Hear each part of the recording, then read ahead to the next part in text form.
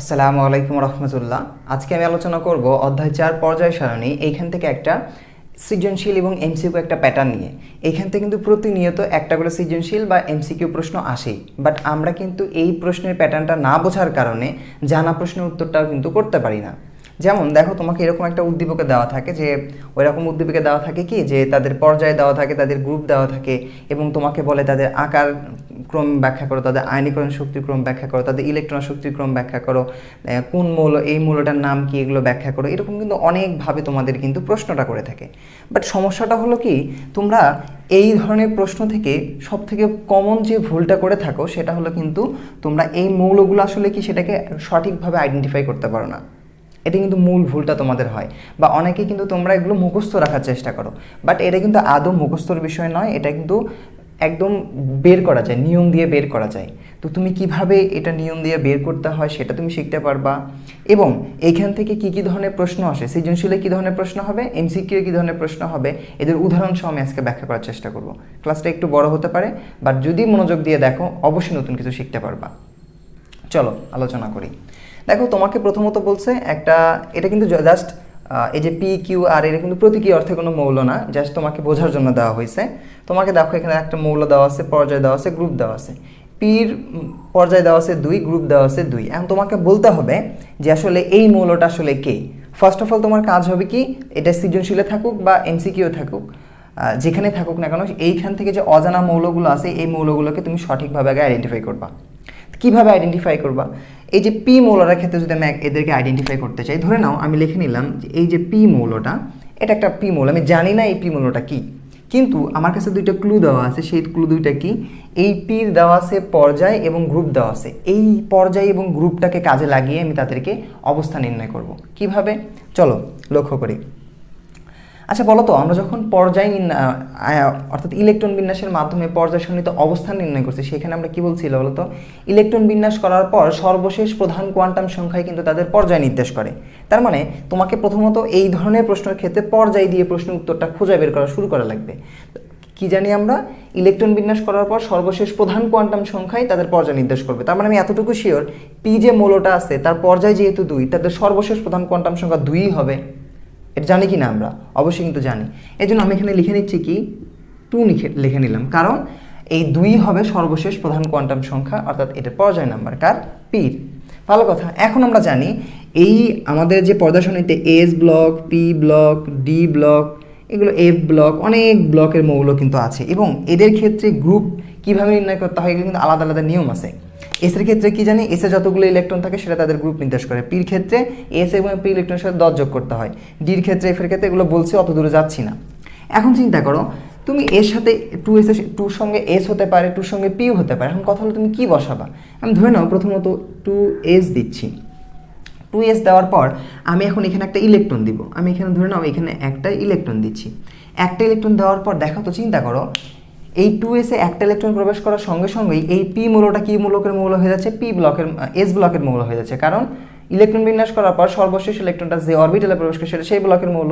যেহেতু S electron দিচ্ছি, তার মানে এটা এস ব্লকের মৌল হয়ে যাবে। ভালো কথা। এস ব্লকের ক্ষেত্রে গ্রুপ কীভাবে নির্ণয় করে, এসে যতগুলো ইলেকট্রন থাকে সেটা তাদের গ্রুপ নির্দেশ করে।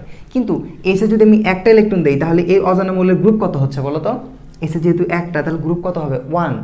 বাট তোমাকে গ্রুপ মিলান লাগবে কত, 2। তাহলে কিন্তু একটা ইলেকট্রন দিলে হবে না, তাহলে কয়টা দিবা? আমি যদি এখানে এসে 2টা ইলেকট্রন দিই, তাহলে কি হচ্ছে দেখো তো, 2s2, মানে এসে যখনই 2টা ইলেকট্রন দিচ্ছি, তাহলে এস ব্লকের ক্ষেত্রে এসে যতগুলো ইলেকট্রন থাকে সেটা তাদের গ্রুপ নির্দেশ করে। দেখো 2টাই মিলে গেল। এই যে পর্যায় 2 এবং গ্রুপ 2, পর্যায় 2 এবং গ্রুপ কিন্তু 2, অর্থাৎ এটা কিন্তু আমাদের মিলে গেল। এখন আচ্ছা আগে বুঝাই। এখন ধরুন 2s 2 পর্যন্ত হয়ে গেছে। এখন এর আগে যে ইলেকট্রন বিন্যাসগুলো আছে সে জাস্ট তুমি সেটা খেলে বসে দিবা। এর আগে কি কি আছে বলো তো? 1s2 আছে না? অবশ্যই কিন্তু 1s2 আছে। তাহলে চিন্তা করো, 2 আর 2 এ 4, 4 যদি হয় তাদের পারমাণবিক সংখ্যা, তাহলে সেটা কি হবে বলো তো? অবশ্যই কিন্তু সেটা হবে বেরিলিয়াম। কি হবে? বেরিলিয়াম কিন্তু হবে। এখন তোমাদের মনে প্রশ্ন আসতে পারে, ভাইয়া আপনি 2s2 লিখছেন, আমি যদি এখানে 2p2 দিতাম, 2p2 দিতাম। দেখো 2p2 যদি তুমি দিতা তাহলে দেখো ভাই এখানে পর্যায়ে 2 ঠিকই মিলে যাবে, বাট ইলেকট্রনটা যেটা যাচ্ছে পিতে, আর এটা পিতে প্রবেশ করার সঙ্গে এটা পি ব্লকের মৌল হয়ে যাচ্ছে। পি ব্লকের ক্ষেত্রে তাদের গ্রুপ কীভাবে নির্ণয় করতে হয়, এই এস এবং পির সাথে দশ যোগ করতে হয়। তাহলে 2 আর 2 এর 4, তার সাথে 10 যোগ করলে গ্রুপ কত হয়ে যাচ্ছে 14, কিন্তু এটা গ্রুপ মিলান লাগবে কত 2, এই জন্য কিন্তু এই 2pতে ইলেকট্রনটা যাবে না। তার মানে আমাদের পি মৌলটা কী বার হলো, বেরিলিয়াম। ঠিক আছে, এখন আমরা একইভাবে এই কিউটাকে আইডেন্টিফাই করব। চলো কিউটাকে আইডেন্টিফাই করি। তাহলে কিউ এখানে আছে, তাহলে প্রথমত তাদের পর্যায়ের কাছে যাও, পর্যায় কত 3, তাহলে এখানে 3 লিখে নিলাম। 3 প্রথম আবার এস লিখে নিলাম। এসে কয়টা ইলেকট্রন দেবো, প্রথমত তুমি একটা দাও, তাহলে গ্রুপ 1 হয়ে যাচ্ছে, বাট গ্রুপ কত আছে, গ্রুপ মিলান লাগবে 17। তুমি যদি এসে 2টা ইলেকট্রন দাও তাহলে গ্রুপ কত হচ্ছে 2, বাট গ্রুপ কত মিলান লাগবে 17, হচ্ছে না। তাহলে তোমার কোথায় যেতে হবে, 3pতে যেতে হবে।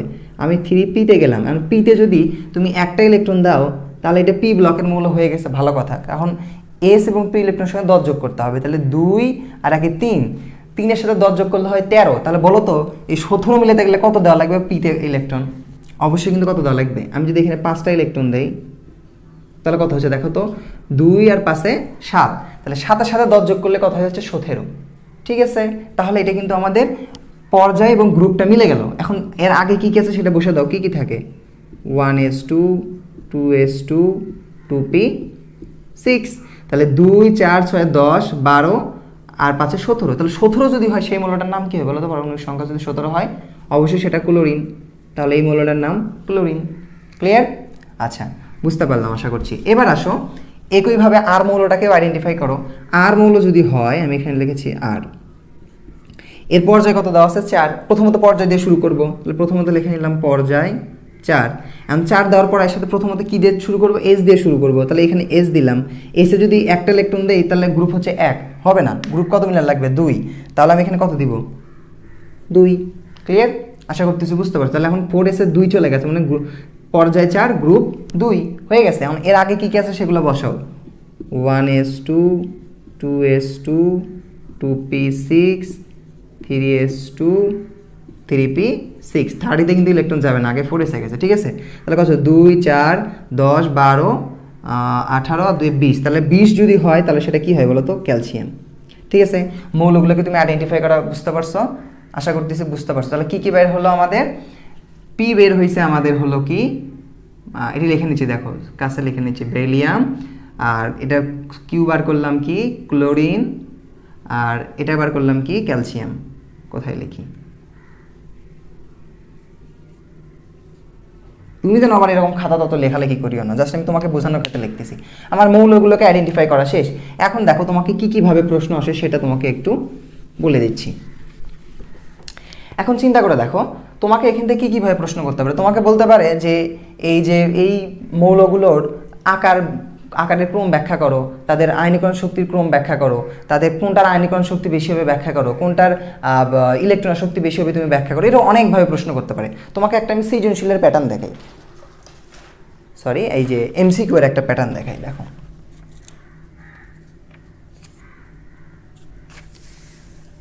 ধরে নাও, দেখো তোমাকে এই উদ্দীপক থেকে তোমাকে প্রশ্ন করা হচ্ছে, এটা সৃজনশীলও হতে ধরে নিতে পারো, মানে এমসিকিউ নিতে পারো। আমি এমনভাবে বোঝাবো দুইটাতে ক্ষেত্রে তোমাদের হয়ে যাবে। আর এই সৃজনশীল মানে এই টপিকটা বুঝলে তুমি দেখবে তোমার বইয়ের সবগুলো টপিকই মনে হয় এই একটা এমসিকিউ এর মধ্যে ঢুকে দিছে, এরকম মনে হতে পারে। তোমাকে প্রশ্ন করা হচ্ছে কি, দেখো উদ্দীপকের পি কিউ আর মৌলের ক্ষেত্রে ক্রম কোনটা কোনটা সঠিক। তোমাকে বলা হয়েছে যে তড়িৎ ঋণাত্মকতার ক্রম কিউ বড় আর আর হলো ছোট। তাহলে কিউ মৌলটা কে বলো তো, কিউ ছিল হলো কি, কিউ ছিল ক্লোরিন। তাহলে 1 নম্বরের ক্ষেত্রে দেওয়া আছে কি ক্লোরিন বড়, আর আর দেওয়া আছে কি ক্যালসিয়াম। তোমাকে বলা হচ্ছে যে তড়িৎ ঋণাত্মকতা কাকে বলে, এটা তো আমরা জানি। আর তড়িৎ ঋণাত্মকতা কি বলো তো, তড়িৎ ঋণাত্মকতা কিন্তু একটা পর্যায়ভিত্তিক ধর্ম। একই পর্যায়ে বাম থেকে ডান দিকে গেলে তড়িৎ ঋণাত্মকতা বৃদ্ধি পায়, গ্রুপের ক্ষেত্রে উপর থেকে নিচ দিকে গেলে কি হয়, তড়িৎ ঋণাত্মকতা কিন্তু হ্রাস পায়। এটা কিন্তু আমরা জানি। এখন চিন্তা করো, তোমাকে ক্লোরিন এবং ক্যালসিয়ামের ভিতরে তুলনা করতে হবে। বলো তো এই যে কোথায় গেল ক্লোরিন এবং হলো ক্যালসিয়াম, এই দুটোর ভিতর থেকে কার বেশি হবে, তড়িৎ ঋণাত্মকতা বেশি হবে? অবভিয়াসলি কিন্তু ক্লোরিনের বেশি হবে। কেন বলো তো? তুমি দেখো, আমরা জানি এই যে তড়িৎ ঋণাত্মকতা, আয়নীকরণ শক্তি, ইলেকট্রন শক্তি, যাই বলো না কেন, এগুলো কিন্তু আকারের সাথে একটা সম্পর্ক আছে, আকারের সাথে ব্যস্তানুপাতিক সম্পর্ক। তুমি যদি চিন্তা করে দেখো ভাইয়া, এই ক্লোরিন এবং হলো ক্যালসিয়াম, এই ক্লোরিনের কিন্তু পর্যায় 3, এটা কিন্তু পর্যায় 4, অর্থাৎ এদের আকার কিন্তু অবশ্যই ক্যালসিয়ামের আকারটা বড়, এটার আকার কিন্তু বড়। এটা সহজ টেকনিকে মনে রাখবা, এর আকার কিন্তু ছোট। কেন আকার ছোট কেন আকার বড় এই টপিক নিয়ে আলোচনা করছি, ক্লাসটা দেখে নিবা। তাহলে এর আকার যদি ছোট হয়ে থাকে তাহলে অবশ্যই এর তড়িৎ ঋণাত্মকতা, আয়নীকরণ শক্তি, ইলেকট্রন শক্তি কি হবে? অবশ্যই বেশি হবে। এর আকারটা যেহেতু বড় তাহলে এর কি হবে? এর সবগুলো কম হবে, ঠিক আছে? অর্থাৎ আকারের সাথে সম্পর্ক কি? আকারের সাথে সম্পর্ক হলো ব্যস্তানুপাতিক সম্পর্ক। কার কার? আয়নীকরণ শক্তি, ইলেকট্রন শক্তি, তড়িৎ ঋণাত্মকতা, সংক্ষিপ্তভাবে লিখলাম। এই সবগুলো আকারের সাথে ব্যস্তানুপাতিক সম্পর্ক, এটা ট্রিক মনে রাখবা। তাহলে আকার যার বড় হবে, আকার যার বড় হবে তার কি হবে? এগুলো কমে যাবে, উল্টা কেস, এটা মনে রাখবে, ঠিক আছে? তো সেই হিসেবে দেখো তোমাকে বলা হয়েছে যে ক্লোরিনের তড়িৎ ঋণাত্মকতা বেশি, অবশ্যই তো ক্লোরিনের তড়িৎ ঋণাত্মকতা বেশি, তার মানে এটা কিন্তু আমাদের সঠিক উত্তর, ঠিক আছে? আশা করতেছি বিষয়টা বুঝতে পারছো। এবার চলো দ্বিতীয়টা দেখো, তোমাকে বলছে যে পারমাণবিক আকারের ক্রম তোমাকে দিয়ে রাখছে আর, কিউ এবং পি। এখন আর, কিউ এবং পি দ্বারা আসলে কি বোঝাচ্ছে তোমাকে একটু লক্ষ্য করো তো। এটা কিন্তু আমাদের সঠিক হয়েছে। এখন চিন্তা করো ভাই, এখানে আর মানে কি? আর মানে বলো তো, আর মানে হলো ক্যালসিয়াম, ক্যালসিয়াম। তারপরে কি দেওয়া আছে? কিউ, কিউটা কি? কিউটা হলো ক্লোরিন, ক্লোরিন। আর তারপর পি দেওয়া আছে, পি দেওয়া আছে কি? বেরিলিয়াম। এখন কথা হলো কি, এটা হলো আমাদের আকারের একটা ক্রম দেওয়া আছে, আদৌ এই আকারের সঠিক ক্রম এটা কি না সেটা আমাকে আগে বুঝতে হবে।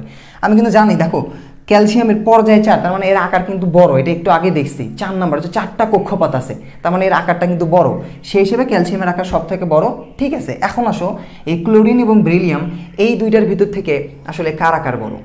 দেখো এর পর্যায় হলো 4, এর পর্যায় হলো 3, এর পর্যায় হলো কত? ক্লোরিনের পর্যায় 3, আর এর পর্যায় হলো কত? এর পর্যায় 3, অর্থাৎ এর 4টা কক্ষপথ, এর 3টা কক্ষপথ, এর 2টা কক্ষপথ। তাহলে স্বাভাবিকভাবে বোঝা যাচ্ছে এর 4টা কক্ষপথ মানে কি? এরকম 4টা কক্ষপথ হবে, 1টা 2টা 3টা 4টা ক্যালসিয়ামের ক্ষেত্রে। আবার ক্লোরিনের ক্ষেত্রে 3টা কক্ষপথ হবে, 1টা 2টা 3টা। আবার বেরিলিয়ামের ক্ষেত্রে কয়টা কক্ষপথ হবে? 2টা, 1টা 2টা, এটা নিউক্লিয়াস দিলাম, ঠিক আছে? 2টা হবে। তো চিন্তা করে দেখো তো, এই 3টার ভিতর থেকে অবশ্যই কিন্তু এটা হলো ক্লোরিন, এটা হলো বেরিলিয়াম। তাহলে এর আকারটা কিন্তু বড় হবে ক্যালসিয়ামের, কেন? কারণ 4টা কক্ষপথ, আকারটা বিশাল বড়।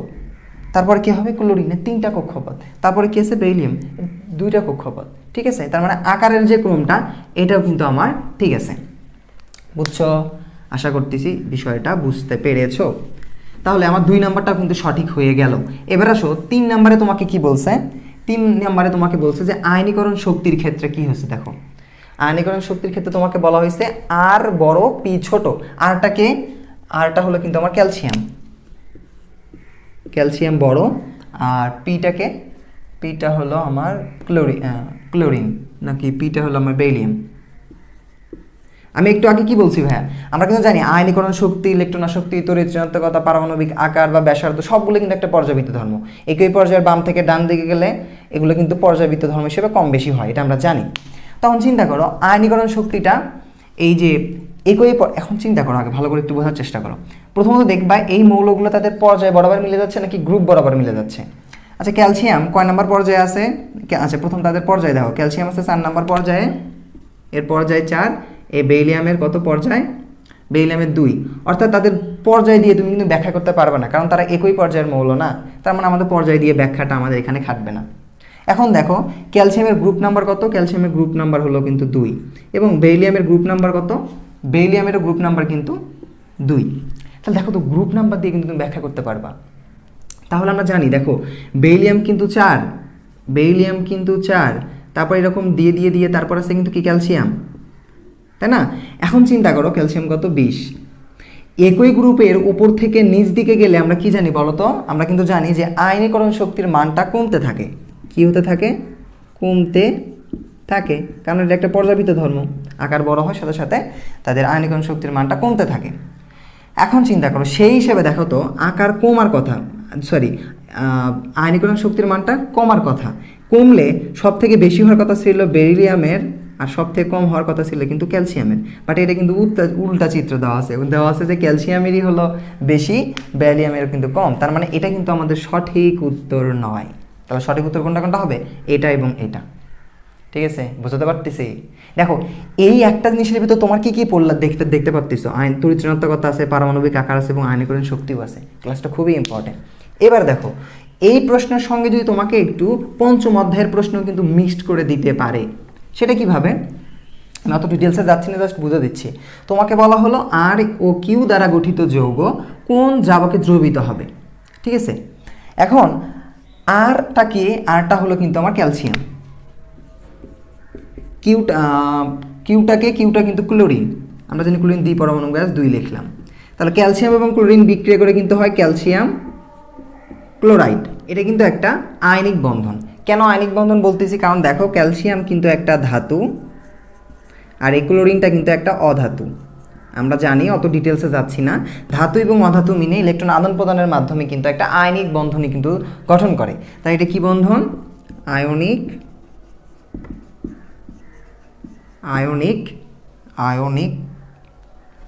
বন্ধন। তাহলে তো বলো তো, যারা আয়নিক বন্ধন হয় এই আয়নিক বন্ধনগুলো কিন্তু পানিতে দ্রবীভূত হয়, তাই না? কোথায় দ্রবীভূত হয়? পানিতে দ্রবীভূত হয়। এখন দেখবা এটা যদি সৃজনশীল প্রশ্ন হতো, তোমাকে বলা হতো যে এই যে দেখো আর ও কিউ দ্বারা গঠিত যৌগ কোন দ্রাবকে দ্রবীভূত হচ্ছে, তাই না? তোমাকে বলা হতো কোন দ্রাবকে দ্রবীভূত হবে তার চিত্র সহ ব্যাখ্যা করো। তাহলে দেখো অধ্যায় 4 এবং ওই যে রাসায়নিক বন্ধন অধ্যায় 5 এটা মিলেও কিন্তু কম্বিনেশনভাবে প্রশ্ন হতে পারে, ঠিক আছে? তোমাকে কিন্তু একটু বুঝতে হবে বিষয়টা। তাহলে দেখো এই যৌগটা কি উৎপন্ন করছে? এই যৌগটার নাম হলো ক্যালসিয়াম ক্লোরাইড, যেটা একটা আয়নিক বন্ধন আছে এর ভিতর। আর আয়নিক বন্ধনগুলো কিন্তু আমরা জানি পানিতে দ্রবীভূত হয়। এই অ্যালকোহলেও হবে না, কেরোসিনেও হবে না। কোথায় দ্রবীভূত হবে? পানিতে হবে। আর যদি সৃজনশীল হতো তাহলে কি বলতো? চিত্র সহ ব্যাখ্যা করো। কিভাবে এই ক্যালসিয়াম এবং ক্লোরিন পানিতে দ্রবীভূত থাকে তার চিত্র সহ কিন্তু ব্যাখ্যা করতে বলতে পারে। আর এই টপিক নিয়ে কিন্তু ক্লাস আপলোড দিছি, লিঙ্কটা ডিসক্রিপশন বক্সে দিব, দেখে নিও। অবশ্যই এখান থেকে কিন্তু প্রশ্নগুলো আসে, ঠিক আছে? তো এটাই ছিল আজকে আমাদের ক্লাস। তো ক্লাসটা যদি ভালো লেগে থাকে অবশ্যই একটা লাইক দিবে এবং শেয়ারের মাধ্যমে সকলকে জানানোর সুযোগ করে দিও ক্লাসটা করার। তো ভালো থাকো, সুস্থ থাকো। আর কোন ধরনের ক্লাস তোমাদের লাগবে অবশ্যই কমেন্ট বক্সে জানাবা। আসসালামু আলাইকুম রহমতুল্লাহ।